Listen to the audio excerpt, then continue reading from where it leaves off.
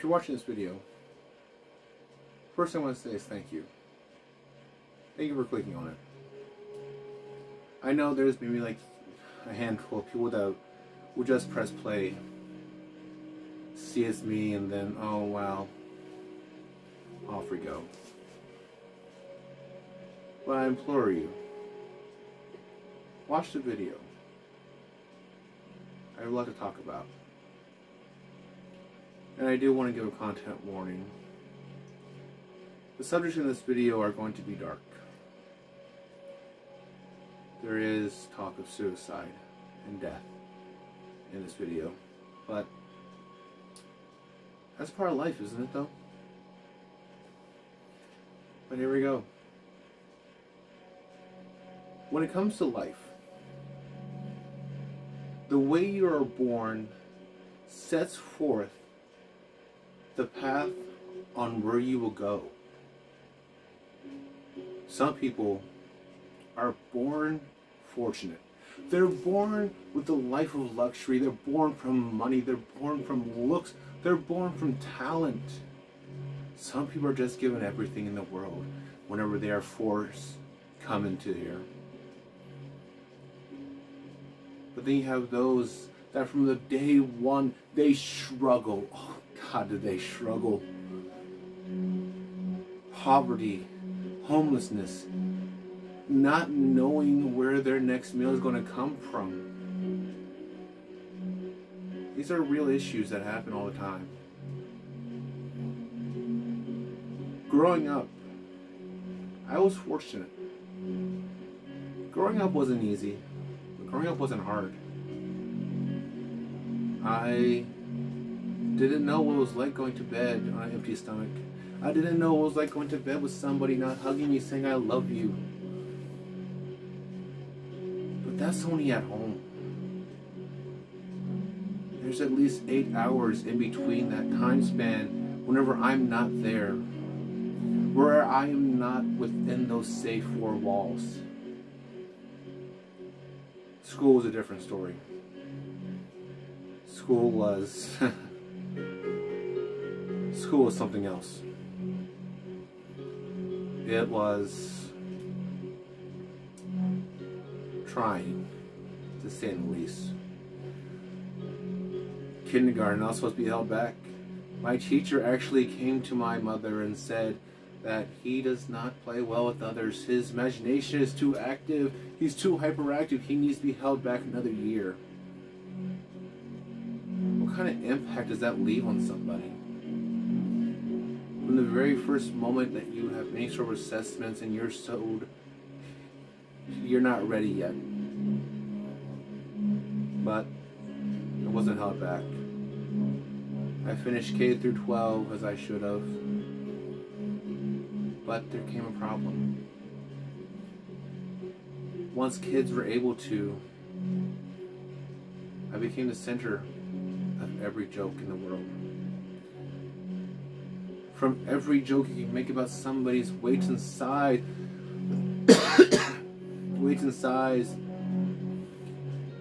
from jokes about the kid who appears to be mentally challenged, who stutters while he talks, whose imagination is way over bounds. Once you hit into middle school, you start learning about cliques, about where you belong. And people in cliques, they always stick together, didn't they? Didn't they? They still do. The jocks would be with the jocks, the preps would be the preps, the poplars, the rocks and alts together, the goths together, everybody fit together. When I was growing up, the kids that wore all black, those were always put into the gothic scene. And that was what I always wore just because I liked the color. But I didn't fit in there either. I was the person that was the reject of the rejects.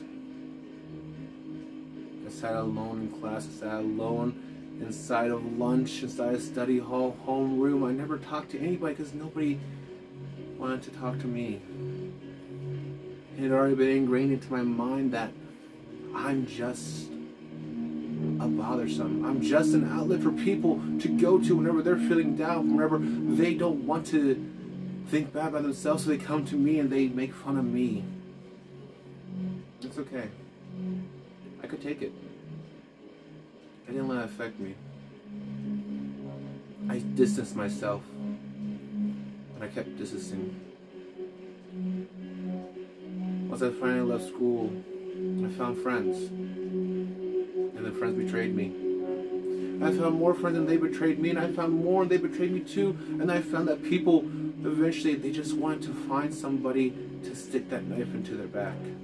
Sure, they had pure intentions at first, but once they got to know the person, once they got to see everything that was about them, comes the option of destruction.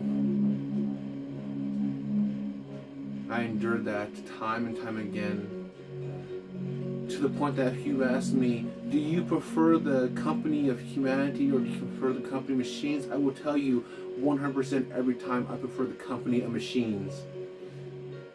Machine can't lie to you. Machine can't hurt you. They can't deceive you. That's not what they're there for. But humanity, we're all flawed.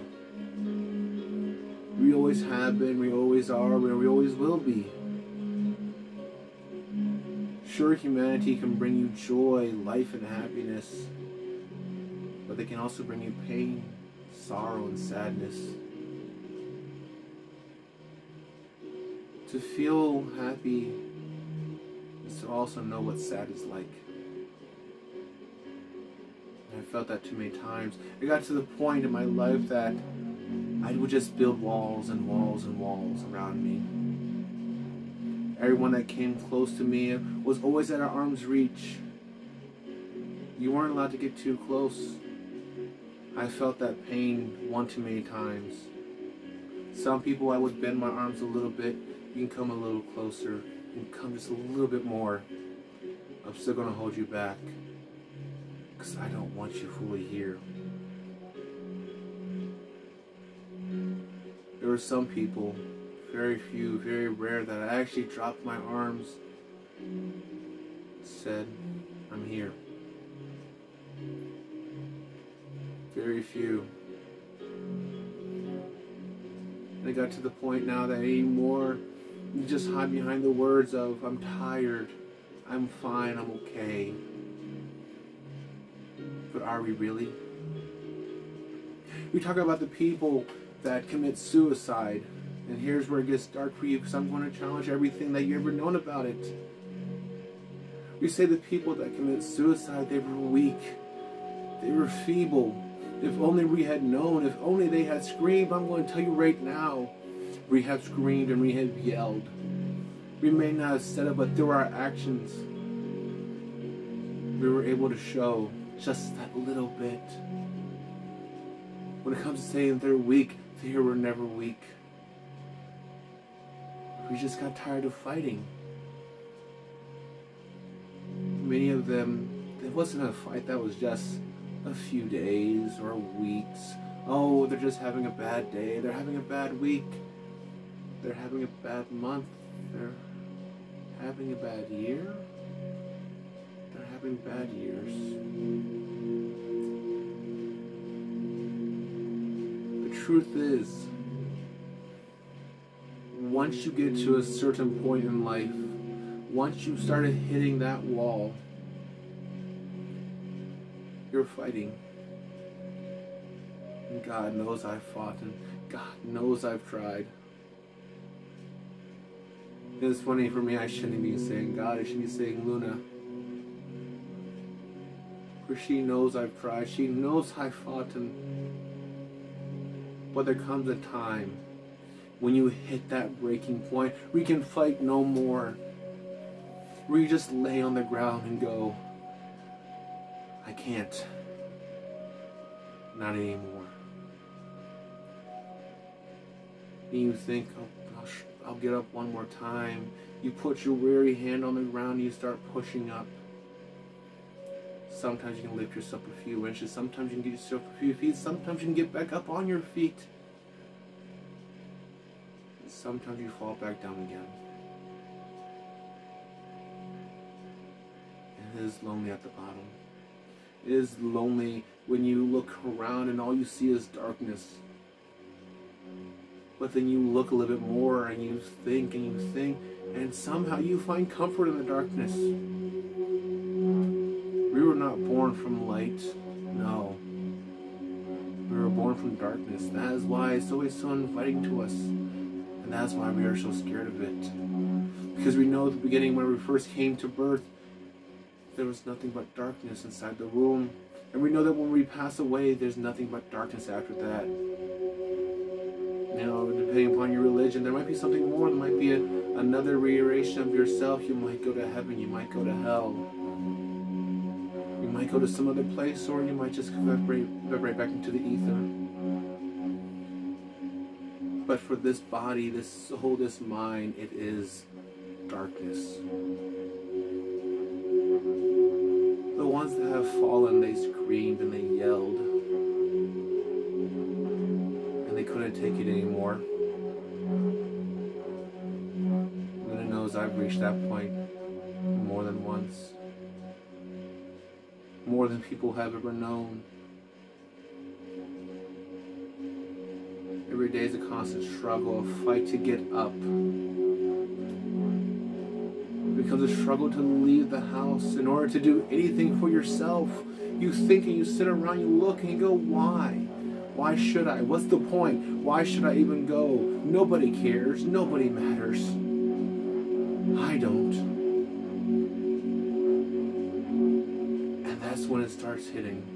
That's when you look into the void, you look into the darkness, and you scream. And people always said that screaming to the void was always a bad thing. But let me tell you right now, it's not. The void is always looking. It's always there waiting for you. It doesn't judge. It comforts. Times are trying and times are tough. But in the end of it all, it's all up to us. I've done my battles. I've done my fair share of them. I've struggled on my own. I struggled with others. I've done stuff that has drawn away the closest people I've known away from me. But now it's time. Now it's time. Just saying that those that don't see any good coming to them, they're the reason for the good in somebody else. And I've known that to be true. Very few good things have ever come my way. Very few good has ever happened in my life. But then I sit and I look around and I look at the people that have moved and have achieved, and I think back, I remember doing this, this, and this for them. If I didn't do that, then they might not be where they are right now. To give that little push, to give that little nudge. To see them smile. That's what it all became. It all became about seeing others smile, seeing others be happy. And then I never sat and thought, what makes me happy? What makes me smile? Got to the point that when just sitting, I didn't force a smile. It looked like I was mad. And then it just came so easy to just say I'm tired. Because that's what this does to you. That's what it always has. We say we're tired because we are. We are mentally, we are physically, and we are emotionally drained for what goes on inside our heads. We want to stop, we want to go, we want to run. But then we just stop and stand and go, why? Why does it matter?